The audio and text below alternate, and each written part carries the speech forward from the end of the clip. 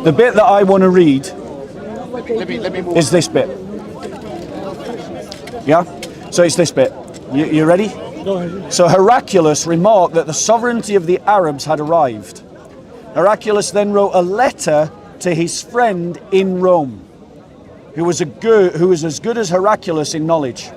Heraclius then left for Homs, a town in Syria, and stayed there until there was a reply from his friend, who agreed with him in his opinion about the emergence of the prophet and the fact that he was a prophet. On that, Heraclius invited all the heads of the Byzantines to assemble in his palace at Homs. When they assembled, he ordered that all the doors of his palace be closed, and then he came out and said, O Byzantines, if success is your desire, and if you seek right guidance and want your empire to remain, then give your pledge of allegiance to this prophet. So here's my question. This hadith is claiming to have access to a private correspondence and a private meeting of the Roman elites. Who in the Isnad chain was in that meeting? Who had access to that letter? To be honest, I would have no idea. I've looked at all the names in the Isnads, Okay. right? And when you look at all the names in the Isnads and you look up their biographies, right, none of them could be. None of them. So in other words, what we have is a Sahih Bukhari hadith that is a forgery and a lie. Okay. Now, do you understand the implications of using Sahih al-Bukhari to interpret the Quran when Sahih al-Bukhari is full of forgeries and lies? To be honest, my knowledge is a bit limited in this. So when in regards to Isnad, there have to be a chain of narration that's going back to the Prophet ﷺ. Yeah. That's how much I can take it forward from that. Right. But I'm not a very ilm in hadith, to be honest with you. Yeah. Yeah. Well, as someone who has studied it, but you can think logically, can't you? Yeah, of course. Yeah. Right. So for someone to have had access to a private correspondence of a Roman emperor, yeah, then he must have had some kind of access to the internal court of Rome. Okay.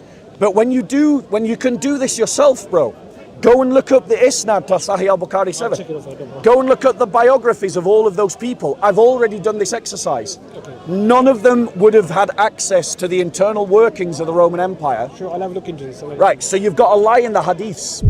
Okay. Now, just think hypothetically with me. If my thesis is correct, and this is a lie in Sahih al-Bukhari, what are the implications for the reliability of Sahih al-Bukhari?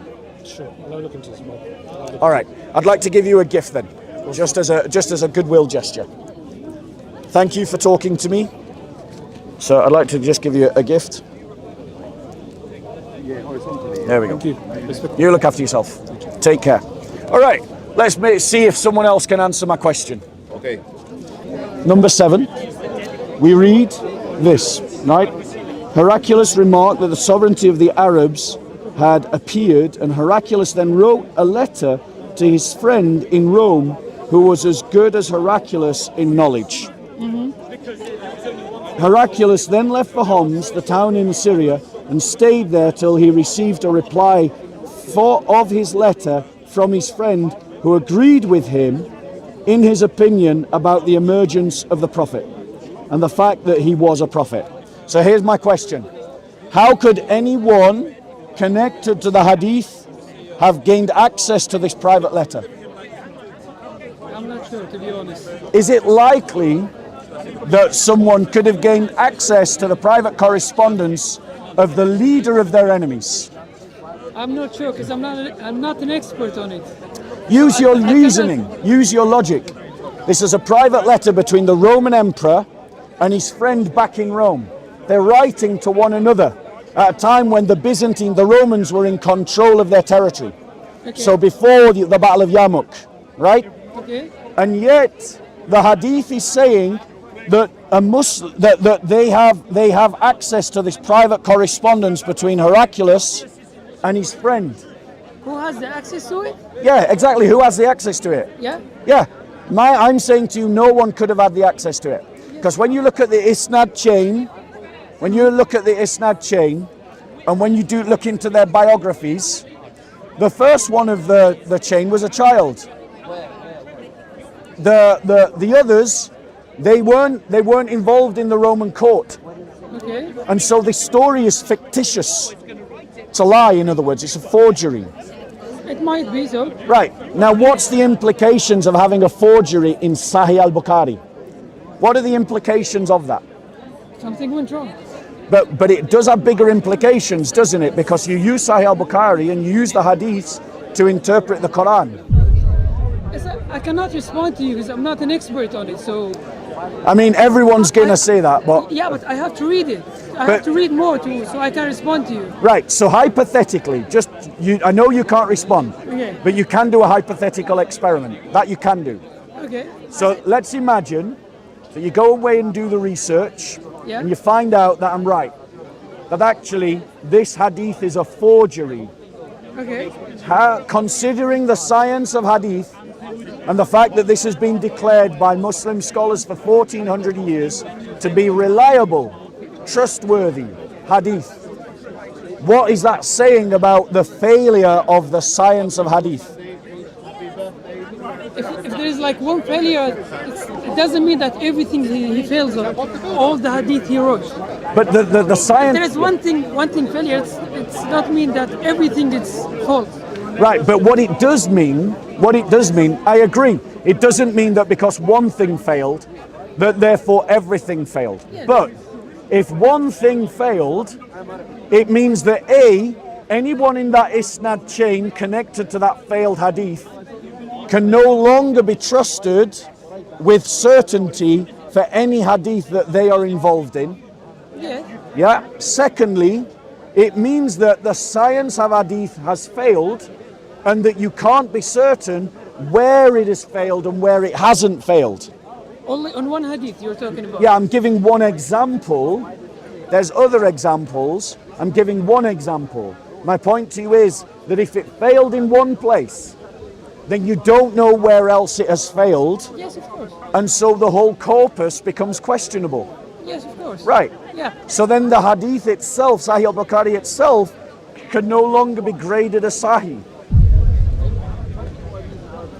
It's like for my knowledge is that not all of the hadith are like all of them are like 100% correct. Yeah. Some of them we have like 100% correct. Some of them might be and might not. So we as a Muslim we do not take all of them Yeah. as an example of correct hadith. Right. Yeah. But what do you call those hadith that you don't trust? I'm not sure how to say it in English. Da'if. Da'if, yeah. Yeah, you can speak Arabic. Yeah, okay, Right? da'if. So when you find a hadith that you don't trust, you call it da'if, don't you? Yeah. What do you call it when you find a hadith that you can trust? Sahih. Sahih. Yeah. This is from Sahih. This is Sahih Bukhari, not Da'if Bukhari. What was the number of the hadith? Sahih Bukhari number 7. ايش الحديث قال لك؟ والله انا ما فهمته بس ايه طبعا. Christian. علم الكتاب. ايش هو الحديث اللي قال؟ قال رقم سؤال. Nasari. What's the hadith? What? What's the hadith? Hadith number 7. Yeah, what's Sahih Bukhari number 7. You can find it on sunnah.com.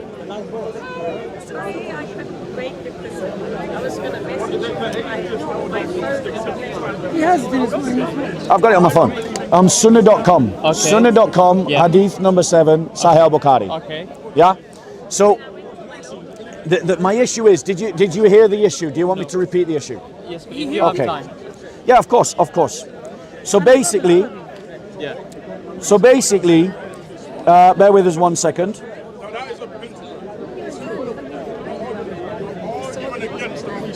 Right. So I'm going to read the relevant part, okay? Okay.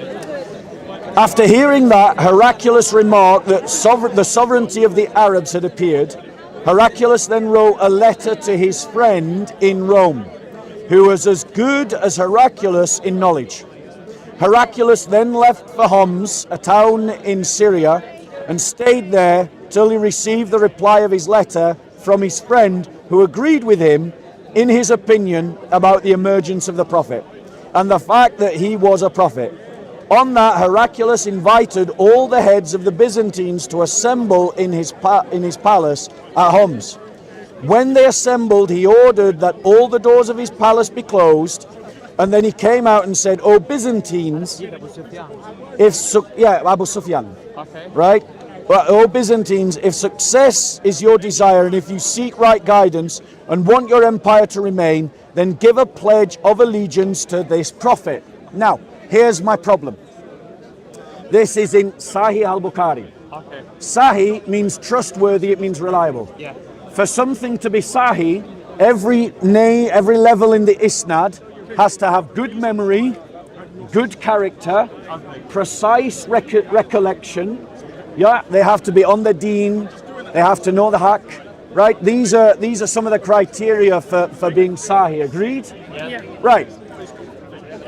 This story is clearly fictitious, and we know it's fictitious for two reasons. One, it's claiming to have knowledge of the private correspondence of the Roman Emperor. Two, it's claiming to have knowledge about the private meeting of the elites of the Roman Empire. Yeah, because Abu Sufyan was there. Right. Was Abu Sufyan one of the elites of the Roman Empire? He was one of the listeners or talkers with Herakles. No, listen carefully. This is after his meeting with Abu Sufyan. This is after he interviews Abu Sufyan. You know the big lengthy interview he does with Abu Sufyan? Yeah. And then the letter from the Prophet arrives and he reads the letter. Yeah. This is after that meeting. So that meeting is no longer happening. Abu Sufyan is no longer there. Okay. Right, it's just Heraclius. Okay. And then the Roman elites. But clearly, this hadith is claiming to have knowledge that Abu Sufyan could not have known. I'll have to check first. Yes, you can tell it. Look. Look, it says it after hearing that. Listen, he said, after hearing that, Heraclius remarked, "The sovereignty of the Arabs has appeared." Heraclius then wrote a letter to his friend in Rome, who was as good as Heraclius in knowledge. Heraclius then left for Homs. So he's now left Abu Sufyan, and he's now in Homs. And then the hadith continues to claim to know the knowledge of a private letter and of a private meeting of the Roman elites. So Abu Sufyan wasn't with them. It couldn't have been, because Abu Sufyan was not one of the Roman elites.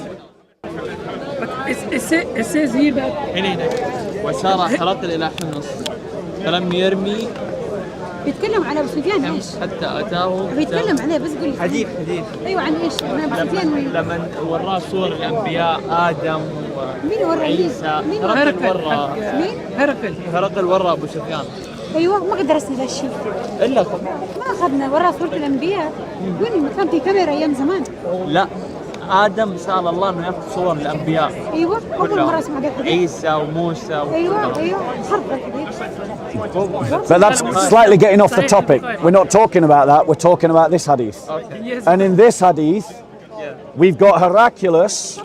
We've got Heraclius. No need to be offensive, mushrikin. Right? she's asking what's the problem there. The problem is that the hadith contains a lie. And it is a Sahih al-Bukhari contains a forgery. It contains a lie. Can I ask you a question? Yeah, go for it. Is that the first time you talk about this hadith, about this matter with us, or?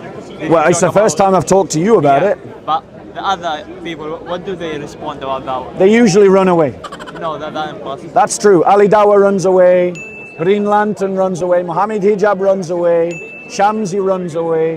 Mansoor runs away. Hashim runs away. لا لا ايش يبغى ايش يبغى؟ هو يبغانا نكفر. The point is that what I'm trying to get you to see, here's why this is important.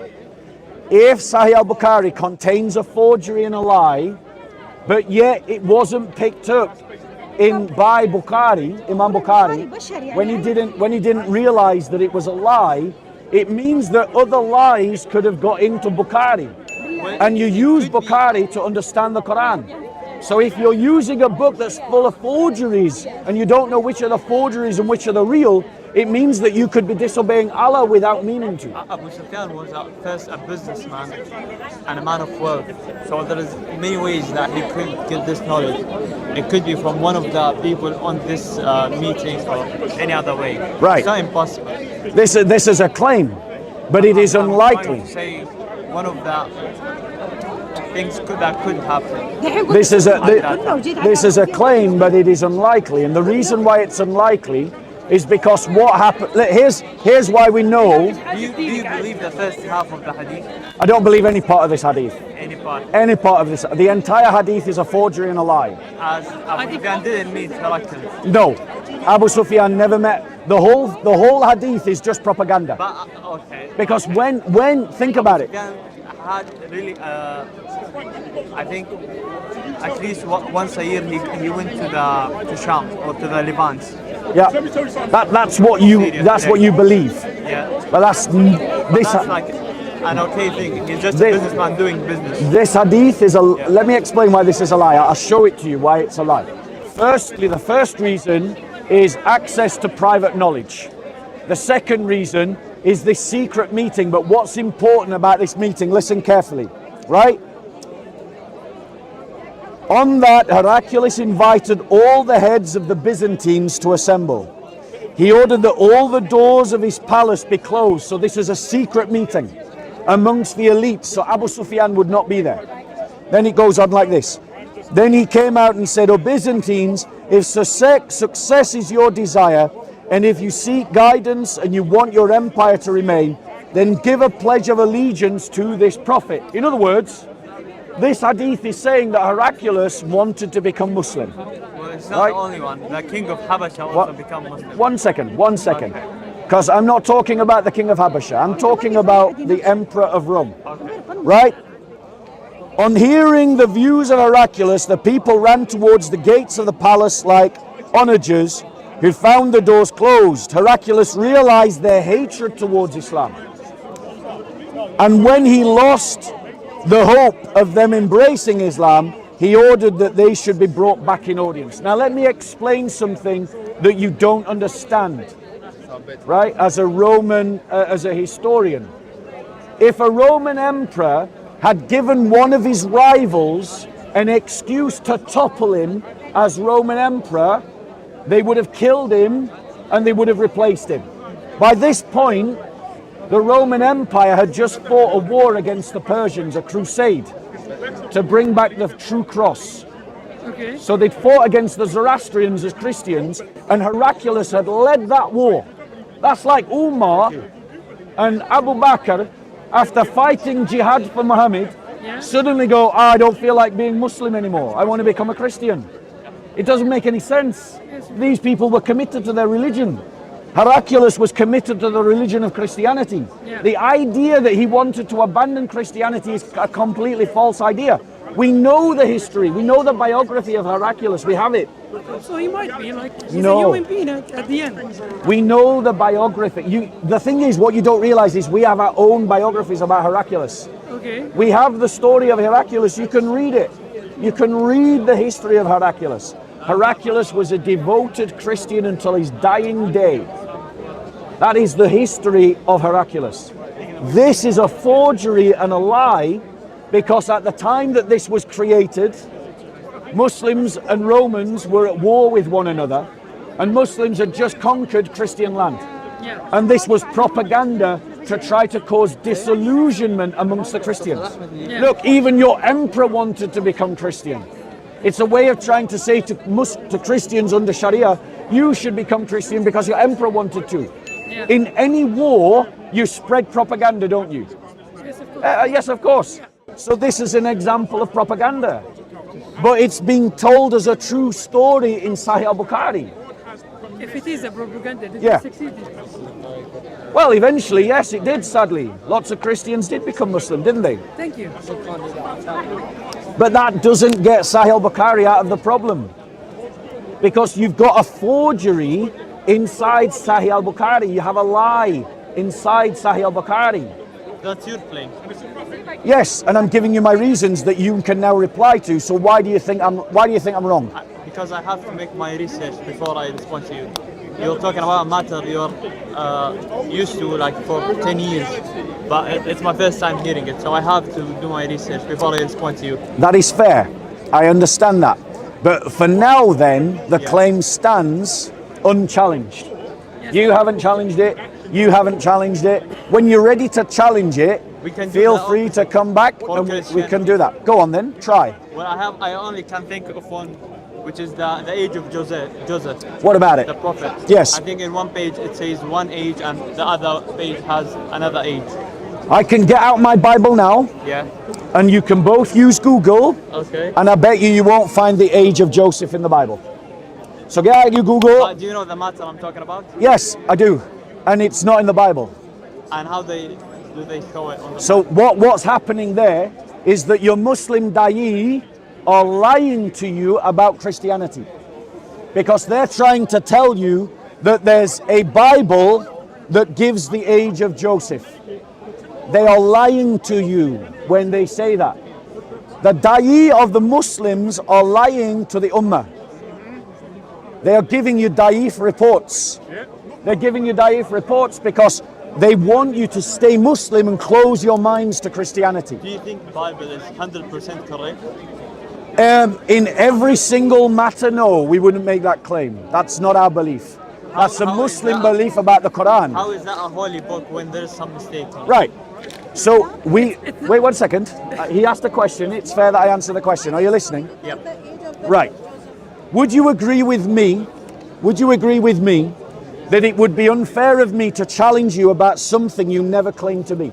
If I said to you, "You're not the best footballer in the world," Yeah. what would you say in reply to that? I never say that. Exactly. So if the Bible never claimed to be perfect in every regard, Yeah. do you agree that it would be unfair to say, well, it's got some things wrong, so therefore it's not perfect? Would you agree? Yeah. Right, now, one second. Does the Quran make the claim that it is without error? Exactly. Yeah. So if I was to find an error in the Quran, would that disprove the Quran? Of course. Yeah. Right. Yeah. So what we can do is we can look at what your issues are in the Bible, and we can discuss them according to what the Bible says about the Bible, and then we can look at problems that I have with the Quran, Okay. and we can judge the Quran according to what the Quran says about the Quran. Is that fair? Yeah. It is Right. fair. But So what's your wait. problem with the Bible? The thing is, you're claiming to be a correct religion. Yes. And to be a correct religion, you should have no mistakes. No, that's an Islamic belief. No, because it's an Islamic belief. You're getting your religion from God. Right. So you can't say that God make mistakes. Right. So allow me to reply. Yeah. In 2 Timothy chapter 3, verse, I think it's 15, it says this: all scripture is God-breathed and profitable for reproof, correction, and training in righteousness, so that the man of God might be equipped for every good work. In other words, the Christian scripture claims that it is sufficient to teach us how to be godly men and women. That is the claim of the Bible. It does not claim to be a scientific textbook. It does not claim to be a book of geology. It does not claim to be a book of biology. Okay? So if you were to find a geological, scientific, or biological problem in the Bible, Yeah. and I haven't yet seen one, but let's pretend that you do, it would not affect my faith. That's like making an excuse for yourself. No, I'm being consistent like to my I own say- religion's teaching. It's like saying, it's like I write a book and I say, this book may contain mistakes, but it's a religion and do follow it. And when you ever find any mistake, you will say, oh, the book said it may contain a mistake. Right, what it's saying is, if you want to know how to serve God, Yeah. read this book. What it's saying is, if you want to learn about biology, go somewhere else. Okay. But, 1 second, Yeah. your Quran claims to be free of any contradiction and error, doesn't it? Yeah, it does. But your Quran claims that sperm is made between the backbone and the ribs. Do you believe that sperm is made between the backbone and the ribs? That's a scientific, No. a biology thing to respond. Yes, in the Quran it says that. Great, come in, madam.